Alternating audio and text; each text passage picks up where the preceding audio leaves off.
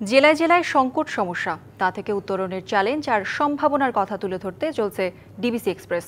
বিশেষ এই আয়োজনে মতামত থাকছে তৃণমূল থেকে শুরু করে নীতি নির্ধারকদের। ডিবিসি এক্সপ্রেস আজ সারাদিন আছে চট্টগ্রাম জেলায়।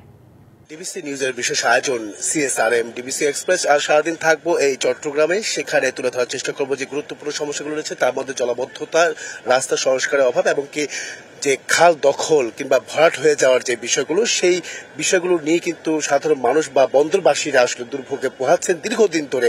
এটা আসলে কোনো ধরনের স্থায়ী কোনো ধরনের সমাধানও খুঁজে পাচ্ছেন না। সেই বিষয়গুলো জানাতে আমাদের সঙ্গে যুক্ত আছেন এখানকার বাসিন্দা, যারা দুর্ভোগে সবসময় এই হাজারো দুর্ভোগ মাথায় নিয়ে তারা নিত্যদিনে কাজ করেন।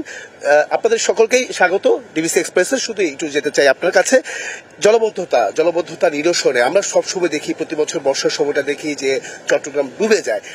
এইটার স্থায়ী কোনো সমাধান হয়েছে কিনা বা আদৌ পাবেন কিনা? দেখেন, এই জলবদ্ধতা হচ্ছে একটা মানব সৃষ্ট কারণ এবং প্রকৃতির প্রতিশোধ বলা যায়। চট্টগ্রাম শহরে আমরা দেখেছি দীর্ঘদিন ধরে এই জলবদ্ধতা হওয়ার মূলত কারণ হচ্ছে এখানে যে ড্রেনেজ সিস্টেম এবং হচ্ছে পাশাপাশি যে সমস্ত কাল, ডুবা এবং হচ্ছে জলাশয় আছে, সেগুলোর উপর ভবন নির্মাণের কারণে মূলত হচ্ছে এই ধরনের জলবদ্ধতার সৃষ্টি। কতটা ভোগান্তিতে পড়ে? আসলে আমরা বর্ষাকাল এলেই হচ্ছে এখানে রাস্তাঘাট একদম ওয়াটার লগিং এর কারণে বন্ধ হয়ে যায়, যার কারণে আমাদের চলাচল এবং হচ্ছে সবকিছু ক্ষেত্রে বিঘ্নিত ঘটে। সুতরাং এই থেকে পরিত্রাণের লক্ষ্যে যে এখন স্থায়ী সমাধানের যে কথাটা বলছেন, ভবিষ্যতে স্থায়ী সমাধানের ক্ষেত্রে আমার মনে হয় কর্ণফুলী নদী আছে, এটার নাব্যতা এবং হচ্ছে যে ড্রেজিং এর যে একটা বিষয়। আপনার কাছে আমি একটু যেতে চাই, কি ধরনের ভোগান্তিতে পড়তে হয় আপনাদের, একটু যদি বলতেন এই জলবদ্ধতার কারণে। আমি মোহাম্মদপুর এলাকাবাসীর বাসিন্দা। আমার দাদা পাকিস্তান এখানে কি ধরনের সমস্যা, মানে ছোট করে বলতে হবে। ছোট করে পাকিস্তান ফিরিয়ডের দাদা চেয়ারম্যান ছিল, তাহলে এলাকার মধ্যে আমরা বসবাস করি। এখানে জলাবদ্ধতার কারণে এখানে প্রচুর পানি নামে পাহাড় থেকে। ওই যে পানিটা সংকোচন যে ড্রেনগুলি আছে, ওইটা দিয়ে পানি সচরাচর চলাফেরা করতে পারে না। বিভিন্ন জন বিভিন্নভাবে দখল করে রাখছে। তা এখন বর্তমানে যে অন্তর্বর্তী সরকার যে কাজগুলি হাতে নিছে, মোটামুটি আমরা এখন মোটামুটি জলাবদ্ধতা নিরসনের মোটামুটি 80% কাজে আগাই যাচ্ছি।